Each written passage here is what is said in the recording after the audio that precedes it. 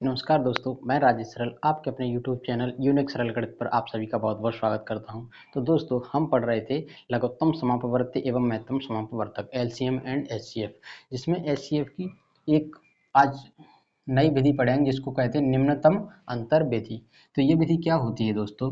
कोई भी दो संख्याएं या तीन संख्याएं जो दी गई होती हैं, तो उनमें किसी भी एक संख्या में से कोई दूसरी संख्या घटाकर और जो संख्या घटा के बचती है उसका भाग दे के तीनों में देखते हैं, तीन या चार जितनी भी संख्याएं होती हैं, और उनमें अगर भाग चला जाता है सभी में, तो वो जो अंतर निकलता है वही उनका HCF होता है। अगर भाग नहीं जाता है तो जो अंतर निकला है उसके हम फिर से खंड करते हैं और उन खंडों का भाग देते हैं, तो खंडों में से जिस संख्या का भाग चला जाए सभी में, वो उनका HCF होता है। तो क्या होती है दोस्तों, एक उदाहरण से समझते हैं हम।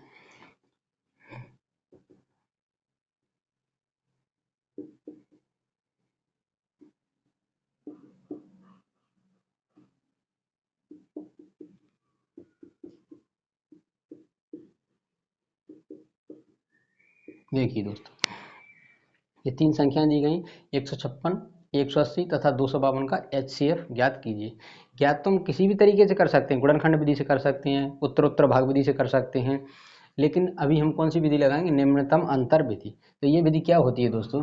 कोई भी दो संख्याएं, ऐसा जरूरी नहीं है कि आप ये छोटी वाली ही लेंगे, कोशिश इसलिए करते हैं कि कम अंतर आए, न्यूनतम अंतर आए, जिससे क्या वो छोटी संख्या होगी तो उसका भाग देना आसान रहेगा और उसका खंड करना आसान रहेगा। तो देखिए, इन दोनों का अंतर करें तो क्या हो रहा है?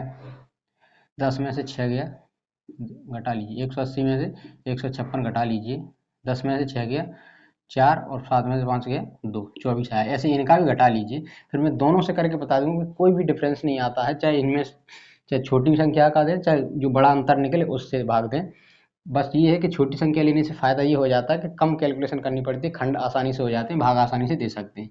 अब ये 252 में से 180 घटाया तो 2, ये 15 में से 8 गया 7, ये 72 आया और ये 24 आया। अब देखिए दोस्तों, सबसे पहले न्यूनतम अंतर कौन सा है? 72 और 24 में ये है। इनमें इसमें से ये भी घटा के लिख सकते हैं तो भी एक और संख्या प्राप्त हो जाएगी, उससे भी कर सकते हैं, किसी भी अंतर से कर सकते हैं। बस ये कि छोटी संख्या या न्यूनतम अंतर इसलिए निम्नतम अंतर इसलिए लेते हैं हम, जिससे कि उसका भाग देना आसान रहे और खंड करना आसान रहे। तो देखिए, अभी इसको भूल जाइए दोस्तों, इसको याद रखिए कि 24 जो है, 24 का भाग इन सब में दे के देखेंगे। अगर 24 का भाग इनमें पूरा पूरा जा रहा है सभी में, तो ये 24 हमारा HCF हो जाएगा। और अगर 24 का भाग नहीं जाता है तो 24 की हम खंड करेंगे। आप खंड सभी कर सकते हैं, जितने भी इसके गुणनखंड होंगे वो सब कर सकते हैं, या कुछ खंड कर सकते हैं जिससे संख्याएं ये 24 को 2-3 संख्या में टूट जाए और उनमें से किसी का भी जो भाग चला जाएगा वो इसका HCF होगा। तो कैसे? 24 का भाग पहले देखें, इसमें तो नहीं जा रहा, 24 छक्के 144 होता है, पूरा नहीं जा रहा इसमें। अब इसमें दे के देखेंगे ही नहीं। किसी भी अगर एक संख्या में भी फेल हो गया, मतलब एक संख्या में भाग नहीं गया, तो दूसरी में हम देखेंगे ही नहीं, क्योंकि HCF का नियम ही होता है दोस्तों, अगर सभी में भाग जाएगा तो ही वो संख्या HCF कहलाएगी, अन्यथा नहीं कहलाएगी। तो इसका भाग इसमें नहीं जा रहा तो इसमें और इसमें तो हम चेक ही नहीं करेंगे। ठीक, तो 24 का क्या करेंगे दोस्तों? हम इसके खंड कर लेते हैं। खंड कैसे? 2-3 तरीके से कर सकते हैं हम, या तो पूरे गुणनखंड लिख सकते हैं या फिर कुछ लिख सकते हैं, जैसे 12 गुणा 2। अब 12 गुणा 2 में देखिए, 12 का भाग इसमें जा रहा है, 12 एकम 12, 12 36 जा रहा है, इसमें जा रहा है 12 एकम 12 और 6 12 5 60, इसमें 12 एकम 12 ये भी जा रहा है। इससे क्लियर नहीं हो पाया। 24 के खंड पूरे लिख लीजिए आप। 24 के खंड लिखेंगे तो एक गुणनखंड लिख रहे हैं इसके, इसके फैक्टर जिससे भाग जाता है 2, और किसका जाता है? 3 का, 4 का भी जाता है, 6 का भी जाता है, इसमें 8 का भी जाता है, और 12 का और 24 का। तो देखिए दोस्तों, 12 का जा रहा है, 24 का चेक करेंगे, यहाँ से इधर से चेक किया करो, इससे क्या है, बड़ी संख्या मिल जाती पहले ही तो आसानी होती। इनसे तो सबसे छोटी संख्या से तो जाता ही चलेगा, तो बड़ी की तरफ से उठाया करें। तो 24 का भाग इसमें जाकर दे के देखा था, 24 छक्के 144, तो इसमें नहीं जा रहा था, तो इसमें चेक ही नहीं करें। अब 12 का देखेंगे दोस्तों, 12 का इसमें जा रहा है, 12 एकम 12, 3 बचा तो 36 हुआ, 12 3 36 इसमें जा रहा है। अब 12 का इसमें चेक करेंगे, 12 एकम 12, 18 में से 6 बचा तो 60 हो गया, 12 पंचे 60। अब 12 का इसमें करेंगे, 12 दूनी 24, 1 बचा तो 12 हुआ, 12 एकम 12। इसका मतलब 12 का भाग इनमें सब में तीनों में जा रहा है, तो हमारा HCF क्या हो गया दोस्तों? HCF हो गया 12। HCF कितना हो गया? 12। अब देखिए दोस्तों, यहाँ से तो HCF निकल गया हमारा 12 हो गया, लेकिन हम चेक करें तो चेक कर लेते हैं। कोई सी भी विधि से कर सकते हैं आप, उत्तरोत्तर भाग विधि से चेक करा दे रहा हूँ मैं, चाहे गुणनखंड विधि से करा दे रहा हूँ। 156, 180 और 252 एक साथ जो विधि लिखी जाती है दोस्तों, इसमें क्या होता है कि वो संख्या यहाँ लेते हैं जिसका तीनों में भाग जाता हो, वो संख्या लेते हैं जिसका सब में भाग जाता हो, जितनी भी संख्याएं लिखी हों। और अगर किसी एक में भी नहीं जा रहा तो वो संख्या नहीं लेते, तो 2 का भाग सब में जा रहा है तो 2 ले लेंगे। 2 सत्ते 14, 1 बचा, 2 अट्ठे 16, 80 के लिए 2 ने 18, 0, 2 एकम 2, 2 दूनी 4, 2 छक्के 12, फिर से 2 का ले लेंगे, 2 तिया 6, 1 बचा, 2 ने 18, यहाँ से 2 45 बार जाएगा, ये कितना बजाएगा, 2 छक्के 12, 2 तिया 6। अब देखिए दोस्तों, यहाँ विषम संख्या है सभी, तो इसमें 2 का तो भाग जाएगा नहीं, तो अब 3 उठाएंगे, 3 का जा रहा है क्या इसमें, 9 3 12, हाँ 3 का चला जाएगा, 5 4 9, इसमें भी 3 का चला जाएगा, 6 3 9, इसमें भी 3 का चला जाएगा, तो 3 लेंगे। 3 एकम 3, 3 तिया 9, यहाँ 15 तिया 45 होता है, मतलब 3 एकम 3 और 3 5 15, यहाँ 3 दूनी 6, 3 एकम 3। अब देखिए दोस्तों, अब कोई भी संख्या ऐसी है, 3 का भाग ना इसमें जा रहा है, इसमें जा रहा है, इसमें जा रहा है, लेकिन इसमें नहीं जा रहा है, तो 3 को नहीं लेंगे, 4 का जाएगा नहीं, 5 का जाएगा नहीं, अब आगे चेक ही नहीं करेंगे, क्योंकि यहीं फेल हो गया ये, कि अब इस ऐसी कोई संख्या नहीं है जिसका तीनों में भाग चला जाए, तो यहीं तक संख्याएं मिल रही थी जिनका सभी में भाग जा रहा था। तो HCF हमारा क्या हो गया दोस्तों, 2 गुणा 2 गुणा 3, तो इसका गुणा करें, 2 दूनी 4 तिया 12, तो ये दोस्तों हमारा HCF सही है। उम्मीद है कि आपको समझ में आ गया होगा। अब आपके मन में चल रहा होगा कि इन दो संख्याओं से तो कर लिए 24, अब 72 से करके बताते, मैं 72 से करके बता देता हूँ, इसको मिटाते हैं और आगे बढ़ के बताते हैं। अब देखिए दोस्तों, हम इससे करके देखते हैं।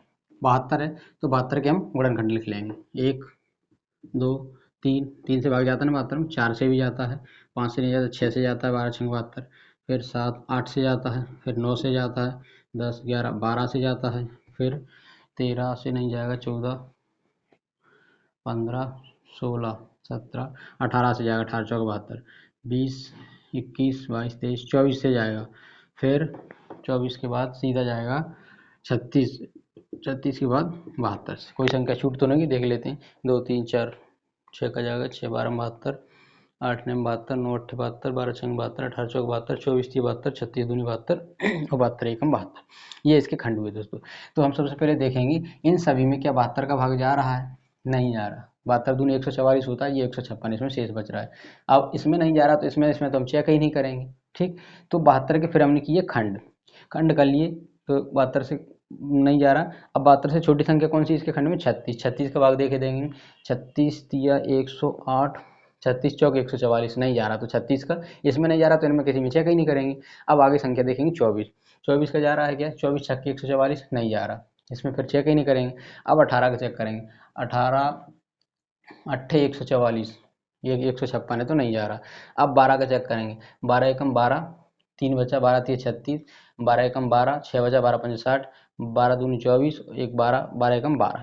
तो इसका मतलब यहाँ से भी सिद्ध हो गया कि 12 ही वो संख्या है जो इसका सब में भाग जा रहा है, 12 ही वो संख्या है जिसका तीनों में भाग जा रहा है। तो हमारा HCF यहाँ से भी डिसाइड होके आ गया कि HCF क्या है हमारा, 12 है। ठीक है दोस्तों, उम्मीद है कि समझ में आया होगा। इसी पे बेस्ड एक और दूसरा क्वेश्चन ले लेते हैं। ले लीजिए, मान लीजिए 200, 320 तथा 400, इसका HCF ज्ञात करना। तो देखिए दोस्तों, निम्नतम अंतर विधि हम निकालेंगे। तो निम्नतम अंतर इनमें इनमें निम्नतम अंतर दिख रहा है ना हमको, 320 और 400 का अंतर कितना हो जाएगा, 400 माइनस 320, कितना बचेगा, 80। अब देखिए दोस्तों, 80 जो है, 80 का भाग क्या 200 में जाता है, 80 का भाग नहीं जाता, 200 में 0 0 करेगा, 20 में 8 का नहीं जाता। तो इसमें और इसमें तो देखे नहीं देखें, भले इसमें जा रहा है 80 का भाग, इसमें भी जा रहा है, लेकिन वो मान्य नहीं होगा। क्यों नहीं होगा, क्योंकि HCF ये हो नहीं सकता। HCF तभी होता है जब इसका तीनों में भाग चला जाए, या 4 संख्याएं हो तो चारों में इसका भाग चला है, जो अंतर आया है उसका भाग सभी संख्याओं में जाना चाहिए, तो वो HCF है। अगर सभी में नहीं जा रहा तो इसका मतलब सीधी सी बात है कि वो संख्या जो है वो इसको सभी को विभाजित नहीं करी, तो HCF नहीं है। तो इसके फिर फैक्टर करने पड़ेंगे, तो फैक्टर में से जो सबसे बड़ा फैक्टर जो इन तीनों को विभाजित कर देगा वो उसका HCF हो जाएगा। तो 80 के फैक्टर करेंगे हम, 1 का भाग जाता है 80 में, 2 का जाता है, 4 का जाता है, 5 का जाता है, 6 का नहीं जाता, 7 का नहीं जाता, 8 का जाता है, फिर 10 का जाता है, 12 का नहीं जाता, 16 पंच 16 का जाता है, 17 18 19 20 का जाता है, 20 और 80 वजन 20 21 22 23 24 25 26 27 28 29 30 31, 32, 33, 34, 35, 36, 37, 38, 39, 40 का जाएगा। उसके बाद फिर सीधा 80 का जाएगा। कोई संख्या छूट तो ना गई दोस्तों, देख लेते हैं।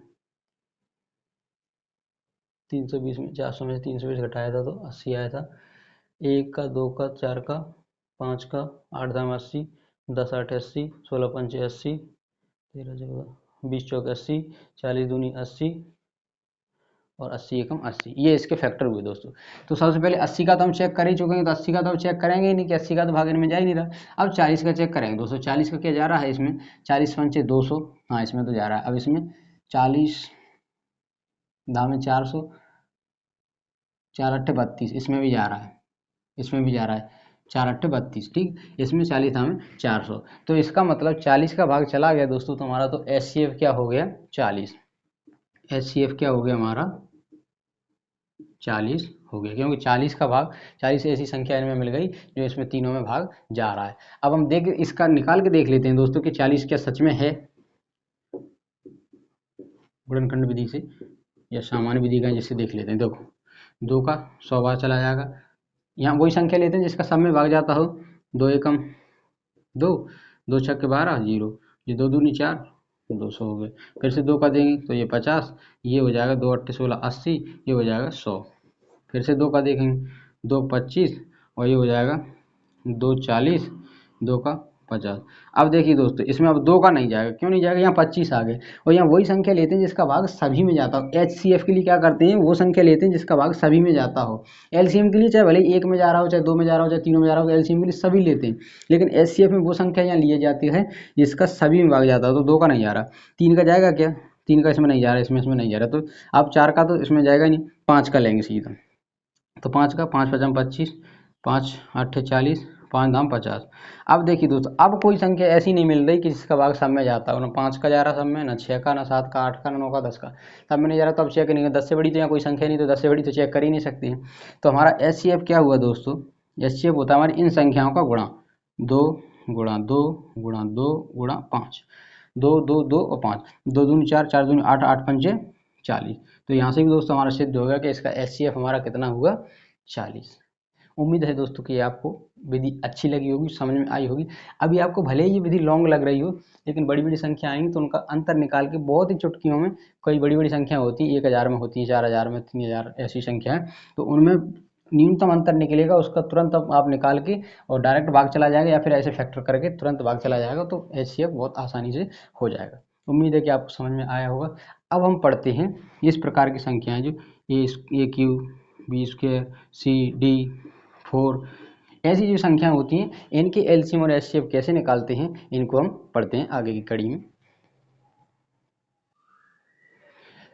तो देखिए दोस्तों अब हम पढ़ते हैं अक्षरों वाले पदों के LCM और HCF। इसको हटा दीजिए।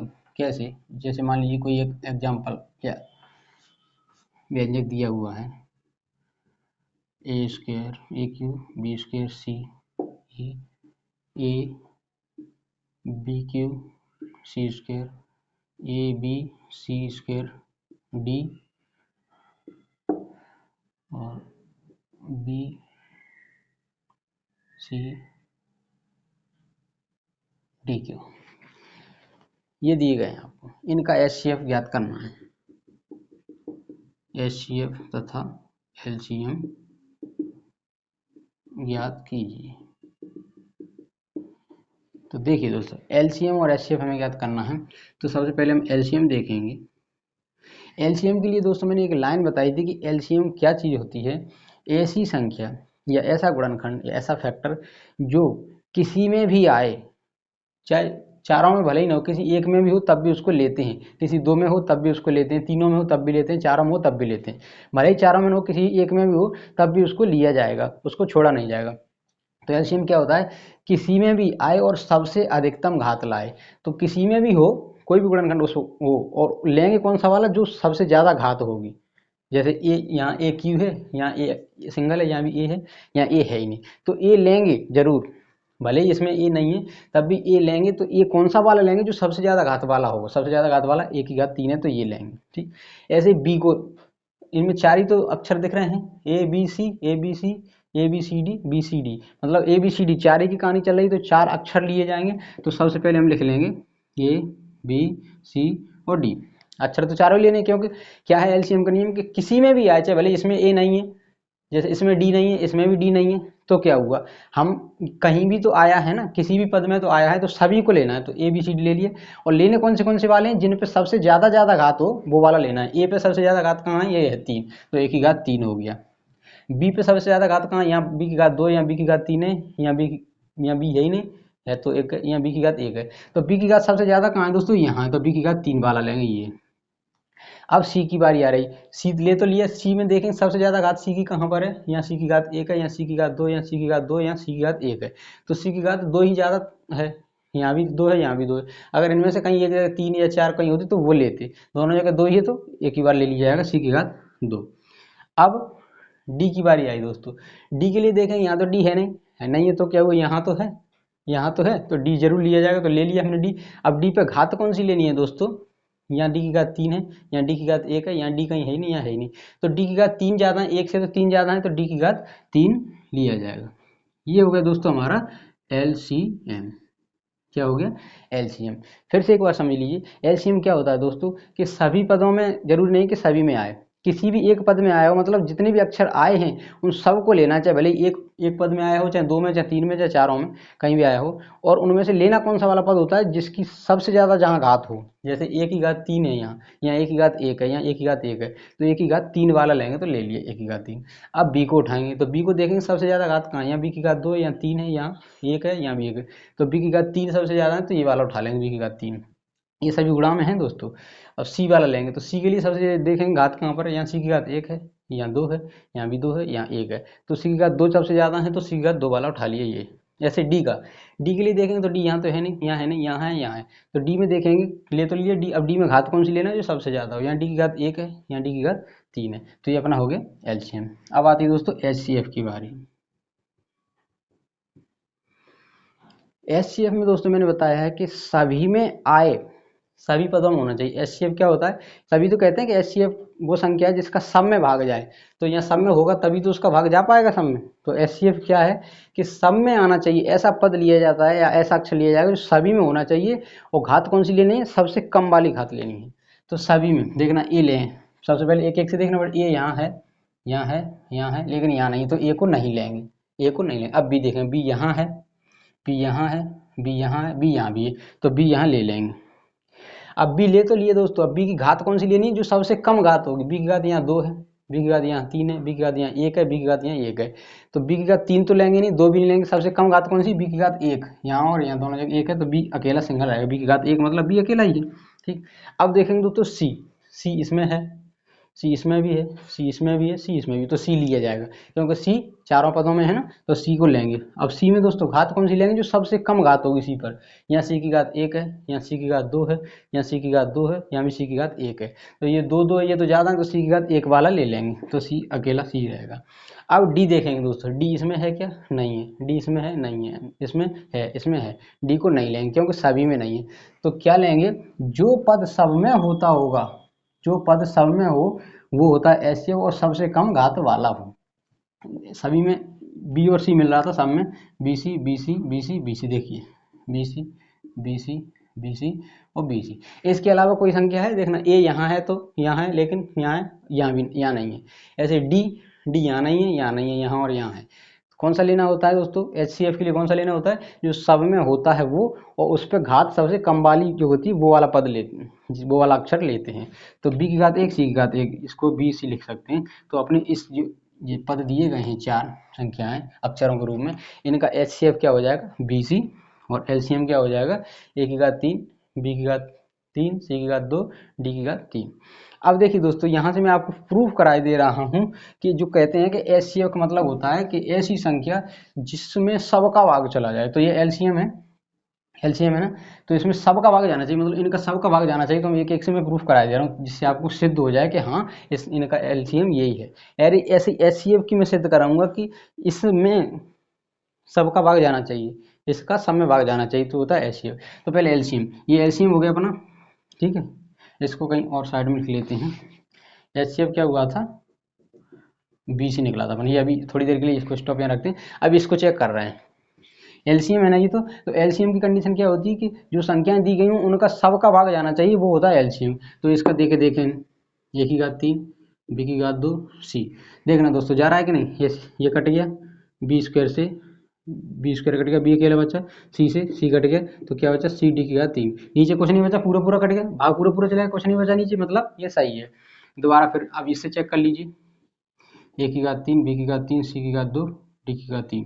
इसका भाग देखिए a b cube C square. देखिए ए से ए स्क्वायर कट गया, ए स्क्वायर बचा, बी क्यू से बी क्यू कट गया, सी स्क्वायर से सी स्क्वायर कट, नीचे कुछ बचा क्या, कुछ नहीं बचा, मतलब शेष पर कुछ नहीं बचा, भाग पूरा पूरा चला गया, इसका मतलब ये भी सही है। यहाँ चेक कर लीजिए, A cube B cube C square D cube, भाग देंगे इसका A B C square D. देखिए ए से ए कटेगा, ए स्क्वायर बचेगा, बी से बी कटेगा, बी स्क्वायर बचेगा, सी स्क्वायर से सी स्क्वायर कटेगा, डी से एक डी कटेगा, डी स्क्वायर बचेगा। देखिए दोस्तों यहाँ कुछ बचा क्या, सब कट गया ना ऊपर से, इसका मतलब पूरा पूरा भाग जा रहा है, इसका मतलब ये एलसीएम सही है। ये 4 और चौथा पद और रहेगा, इसको भी चेक कर लें, बी सी डी क्यू।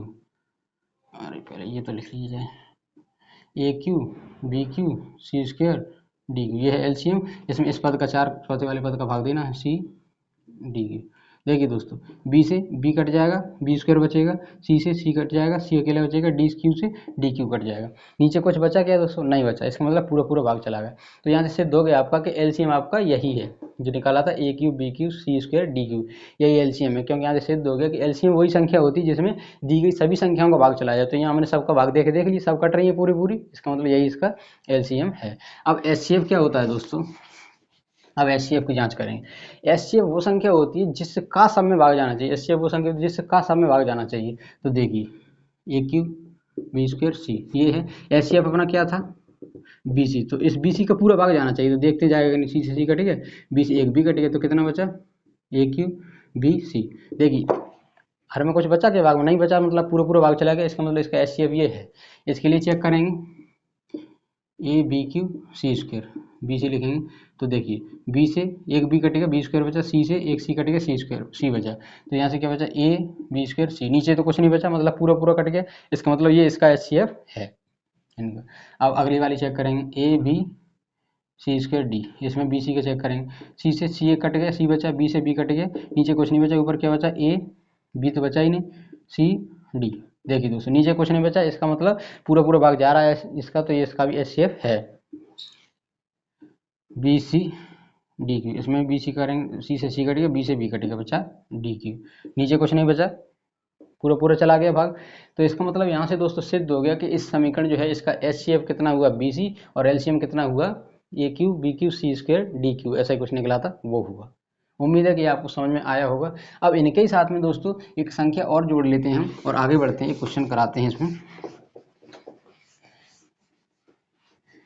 ये तो मान लीजिए अक्षर है, अक्षर थे, संख्याएं अगर हों तब क्या होता है, जैसे मान लीजिए 4 ए स्क्वायर बी सी क्यू और 6 ए बी डी स्क्वायर और मान लीजिए 12 बी सी स्क्वायर डी क्यू। ये 3 संख्याएं दी गई हैं दोस्तों, ये 3 संख्याएं, इनके साथ में संख्याएं भी जुड़ी हैं और ये अक्षर भी हैं। इसका क्या निकालना है आपको, एलसीएम एंड एचसीएफ।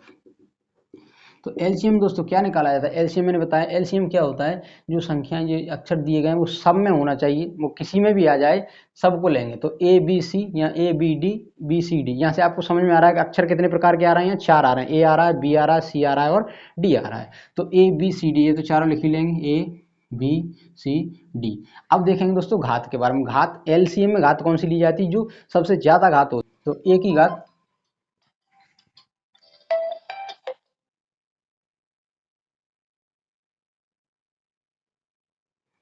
तो एलसीएम में दोस्तों घात कौन सी लेते हैं, जो सबसे ज्यादा होती है। तो ए की घात देखें, यहाँ ए की घात 2 है, यहाँ 1 है, यहाँ ए है ही नहीं, तो ए की घात 2 है सबसे ज्यादा, तो ये 2 ले लेंगे। अब बी को देखेंगे दोस्तों, बी की यहाँ घात 1 है, यहाँ भी घात 1 है, यहाँ भी घात 1 है, तो बी की घात 1 ही बना रहेगा। अब सी को देखेंगे दोस्तों, सी की घात यहाँ 3 है, यहाँ सी है ही नहीं, यहाँ सी की घात 2 है, तो सी की घात ज्यादा कौन सी है, 3 है, तो सी की घात 3 ले लेंगे। ये सब गुणा में है दोस्तों पद, ये दूर दूर लिख गए इसलिए ऐसा ना सोचें। अब डी को देखेंगे, डी इसमें है नहीं, इसमें डी है, डी की घात 2 यहाँ डी की घात 3, तो ज़्यादा वाला घात लिया जाता है एलसीएम में, तो कौन सा डी की घात 3 ले लेंगे। अक्षरों का तो हो गया दोस्तों। अब जो ये दिए गए संख्याएं 4, 6 और 12, 4, 6 और 12 का एलसीएम आप अलग से ले लेंगे। आपको पता है 4, 6, 12 का तो सीधा 4 का भाग भी 12 में जाता है, 6 का भाग भी 12 में जाता है, और 12 का तो 12 में जाता है, तो सीधा एलसीएम 12 ही हो जाएगा। फिर भी लेके देख देते हैं, 4, 6 और 12 गुणनखंड भी 2 दूनी 4, 2 तिया 6, 2 छक 12, कैसे चला 1 2 एकम 2 3 2 तिया 6, अब 3 का 3 1 3 1 1, 3 दूनी 6 दूनी 12, तो कितना हो गया संख्याओं का 12। तो ये संख्या जो आपको ये दी गई थी ये पद, इनका एलसीएम क्या हुआ 12a² b c cube d cube, 12a² b c cube और डी क्यू, ये इसका हुआ एलसीएम। अब एचसीएफ की बारी आती है दोस्तों।